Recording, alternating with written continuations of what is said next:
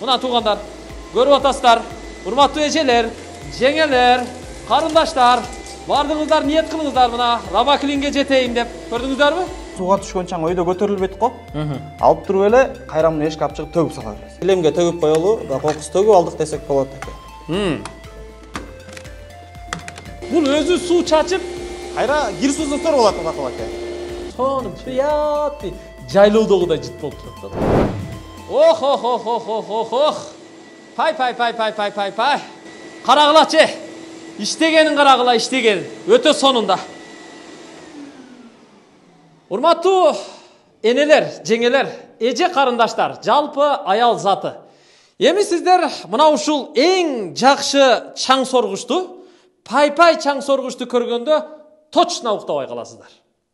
Анткени бул чаң соргуч өтө мыкты иштейт. Алган адам эч арман кылбай өмүр бою иштетет. Биз бүгүн Аура компаниясынын Рабаклин деген мына ушул пай чаң соргучун көрсөтүп беребиз. Мен мындан 3 жыл мурда ушул Рабаклиндин буга чейинки моделин өзүм сатып алып, үйдө келинчегиме бердим эле. Андан бери эч бир маселе болбой, үйдө дагы деле зыңк иштеп жатат. Өтө сонун чаң соргучта туугандар. Азыр бунун функцияларын дагы көрсөтүп беребиз. Негизи мен буга чейинки моделин алган элем. Азыр ушул Рабаклиндин Рабаклин Pro'су келген. Мындайча айтканда, iPhone'го салыштырып айта турган болсок, Рабаклин Pro Max'ы келген да. Акыркы модели өтө мыкты иштейт. Чаңды сонун сорот. Ана мунун мойкасы да бар. Өтө көп функциялуу. Азыр биз айтып жаткан ошол Германиянын, тагыраагы немистердин Аура компаниясынын Оштогу филиалына келдим. Ушул жерден азыр жигиттер аталган компаниянын филиалынын Оштогу өкүлү Улан мырза бизге баарын айтып көрсөтүп берет. Эгер жаккан болсо, ушуну алганга бүгүн ниет кылып туруңуздар, иншалла. Ниет кылсаңыздар, Аллах Таалам өзү насип кылат. Анда Улан мырзаны мен эфирге чакырайын, экөөлөө айтып беребиз, көрсөтүп беребиз, баяндап беребиз. Келиңиз, Улан мырза, кол чабуулар менен тосуп алыңыздар. Ассаламу алейкум. Ва алейкум ассалам. Ден соолук жакшыбы? Жакшы, Кудайга шүгүр, буйрса. Иштеп атасыңарбы? Ооба, сөз иштеп атабыз. Ушурда Ош жергесиндебиз. Ушул Рабаклин аппаратын баягы сатуу жана сервис кызматында иш алып барабыз негизинен. Анан рекламасын да көргөзүп беребиз, болбосо доставка кылып баягы 7 дубанга жеткирип беребиз. Машалла. Сонун. Баткен Лейлекке заказ кылса деле алып бара бересиң. Ооба, алып барып, бүт бардыгын үйрөтүп, көргөзүп, дагы кененирээк маалымат берип түшүндүрүп турабыз дагы. Андан кийин аппаратты баягы тейлейбиз. Канча убакыт болсо дагы барып карап беребиз, түшүнбөй аткан жерлери болсо барып үйрөтөбүз. Машалла. Сонун. Бул Кыргызстан боюнча өзү сатуу бөлүмү Бишкекте дагы, Ошто дагы иштейт. Ушундай мыкты азаматтар муну керек болсо үйүңүзгө алып барып, иштетип көрүп, түшүндүрүп, анан сизге жаккан болсо, анан келишим кылып сатууга өткөрүп берет сиздерге. Өзү чынын айтканда 3 жыл мурда мага жигиттер бирөөлөр сунуштаган экен, анан жигиттер үйгө барып калды көтөрүп. Үйгө келди эле, анан үйдө көрсөтүп берди. Үйдө кадимки залда эле ушундай отуруп көрсөтүп берди. Мага жагып калды. Бирок чөнтөктө кичине тыйын азыраак эле, анан аялымдын көңүлүн кыя албадым биринчиден. Экинчиден өзү мага жагып калды да баарыбирчи. Анан алып беришке туура келди. Эми мырзалар, менден капа болбойсуздар, бирок жеңелериме сөзсүз түрдө керек нерсе да.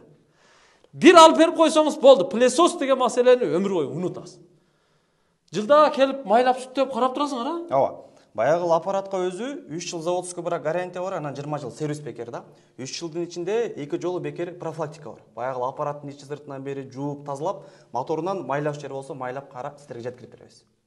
Мага баргандан, мен алгандан бери 2 жолу эле барып карадыңар. Эч маселе деле болгон жок. Ооба. Булардын үйгө келип майлап сүттөп кеткенин деле билбейбиз, бирок алып барып тез эле кайрап келип койдуңар да.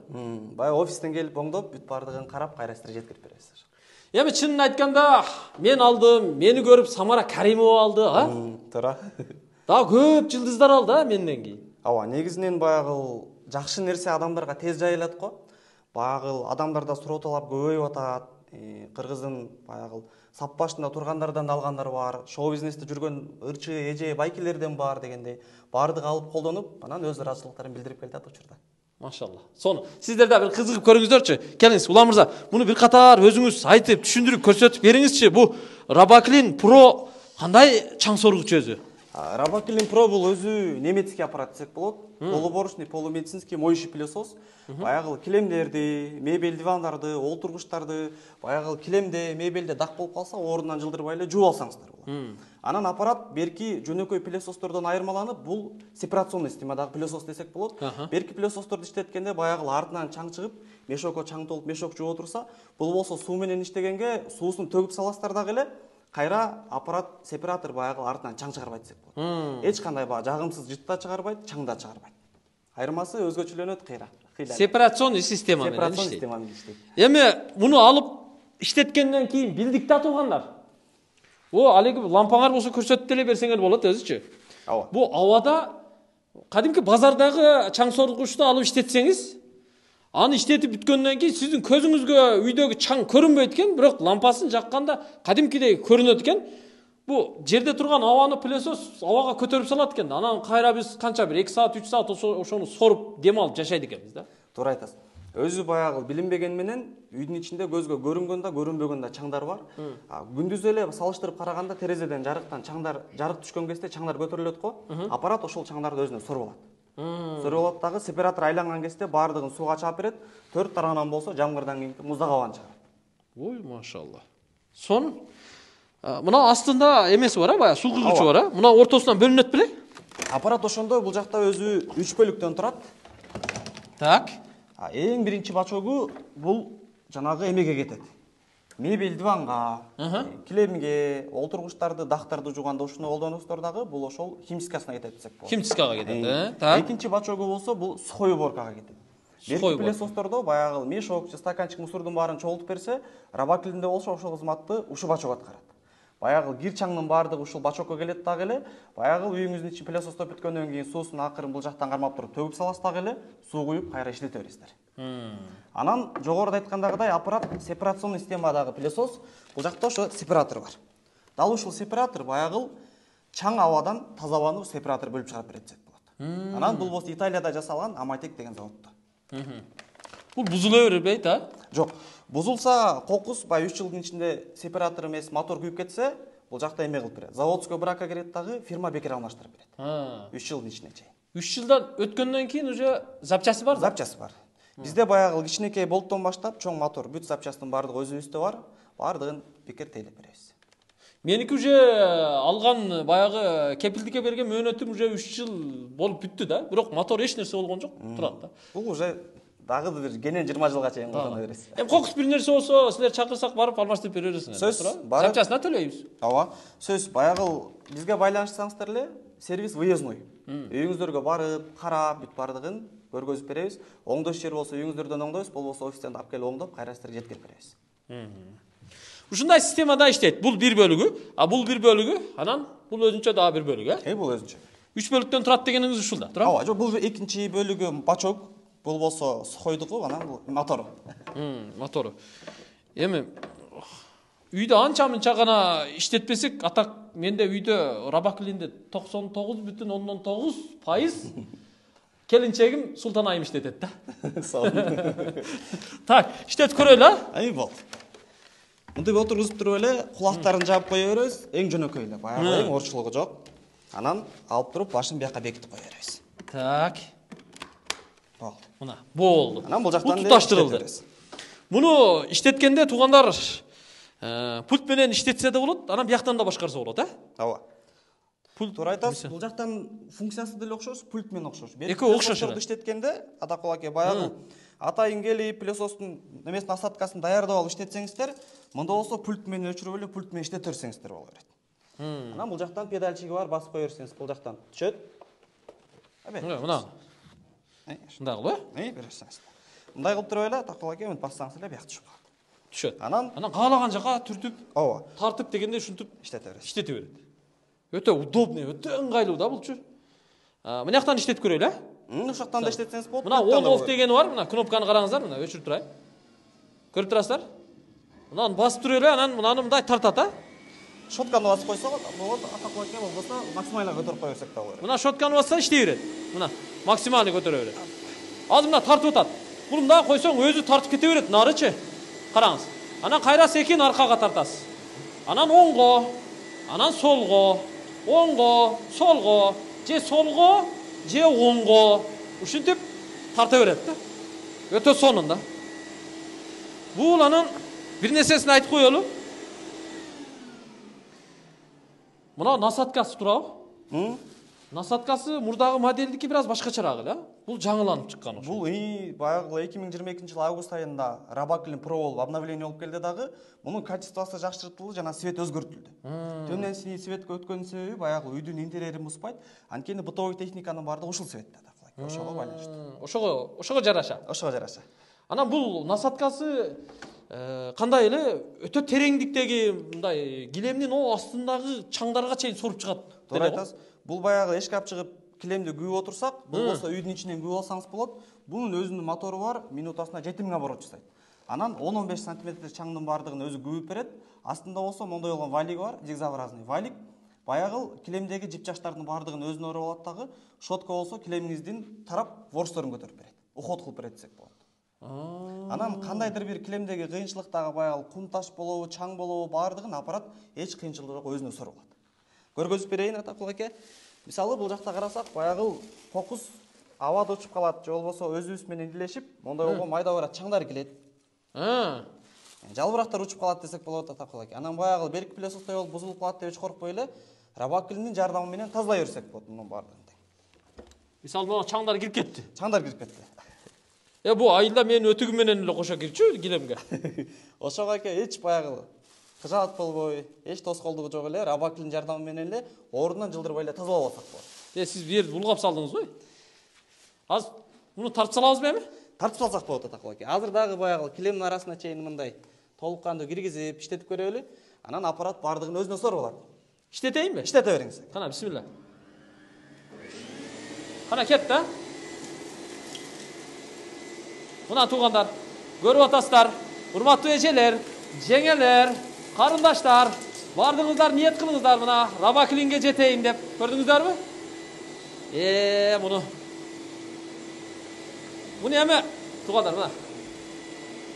Уже тартып кой да бардыгына. Мынерде кайра бир эки сүртүп койсом өзүндөгүндөй болуп калды го. Мына.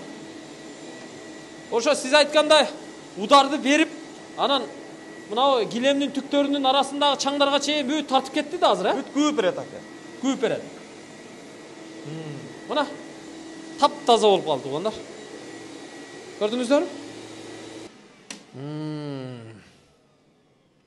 Уборка кылып бүткөндөн кийин Атакул аке баягы килемдеги кир чаңдардын баардыгы келет дагы, бул бачогуна түшөт аке.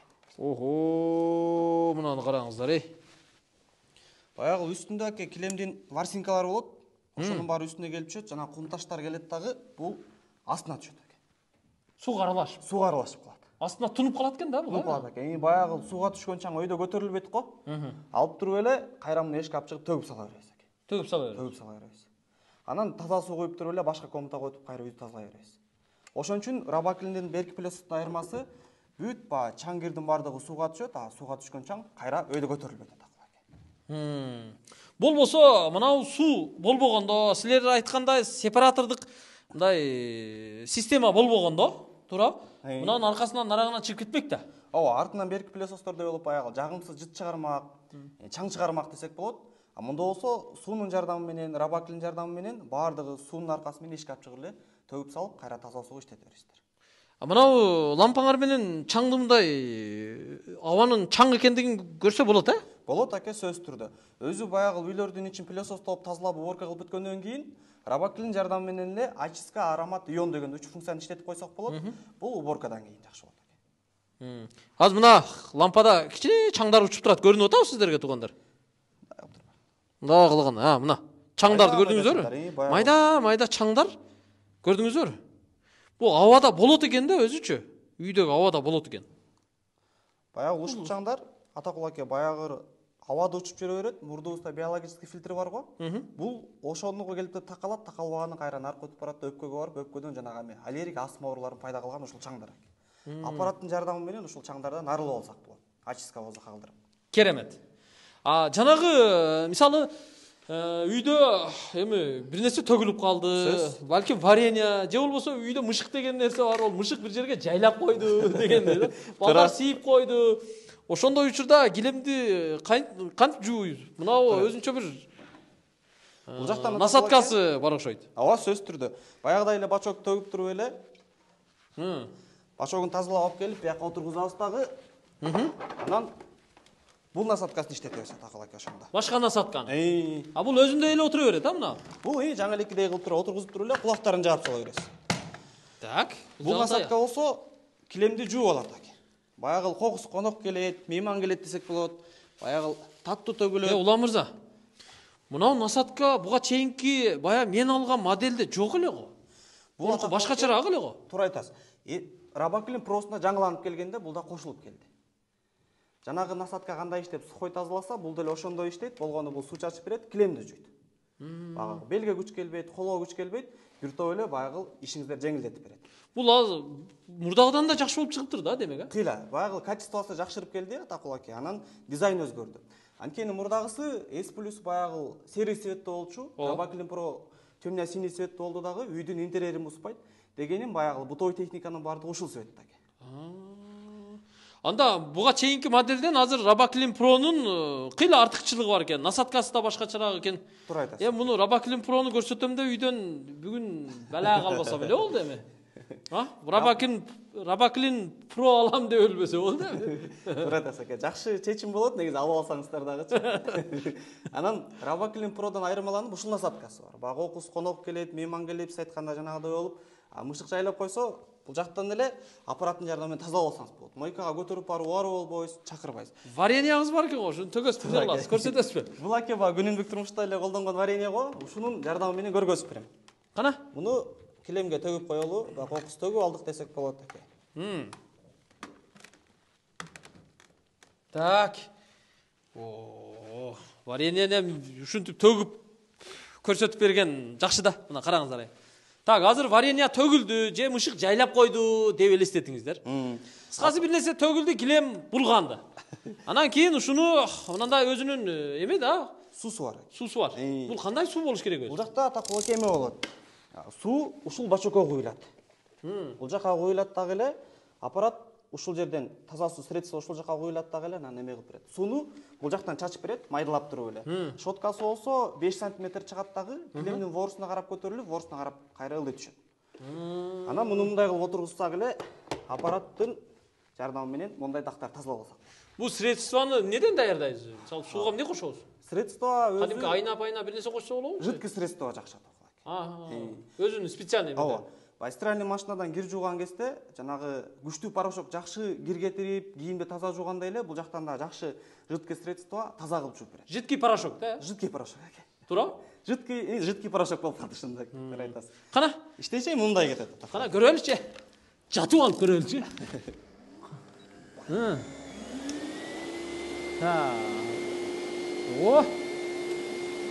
Бул өзү суу чачып, кайра кир суусун сор болот Такулаке.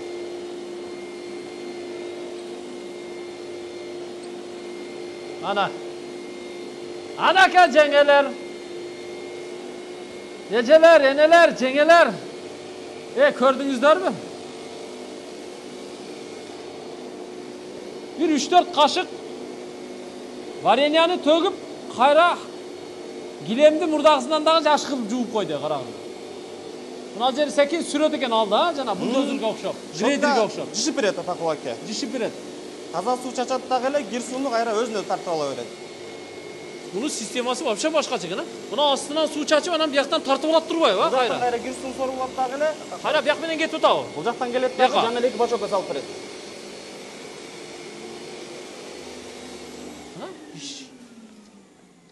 Ya бул полусухой кылып берет экен, а? Полусухой кылып берет аке. Бир комнатанын температурасында болсо 3-4 саатта кургайт. Кышкысын. Жайкысын болсо баягы ош ичи жалалап баткен ысык болгонго, деги эле Кыргызстан жылуу болгонго бул 2 саат ичинде кургап калат. Анан бул жактан келген кир суу Такулаке бул жака чогулат. Бияка түшүп калды дейм, а? Мынакей. Караңыздар. Бирок эч канча суу эме кылбап тура бияка. Кичинекей жерге аке. Баягы Сорулуп алат турбайбы? Кичине чачып эле кичине. кичине эле чачат дагы тазалайт. Бул жактан атакул аке жакшы жери суудагы эме болбойт, расход болбойт, средство расход болбойт. Баягы 1 литр суу менен мынча жерге чачсаңыз 1 литр суу мынчалык эле аралыкка кетип калат. Аппараттын жардамы менен бул жактан бир канча 1 грамм суу чачылат дагы эле тазалайт дагы кайра кир сууну бул жакка чогултуп бара берет. Мына караңыздар, ыңгайлуулугун караңыздар, урматтуу энелер. Эгер ушундай булганып калган учур болгондо, ушундай бир 3,5га 6, 3,5га 5 же 3кө 4 килемди не кылмак элеңиздер?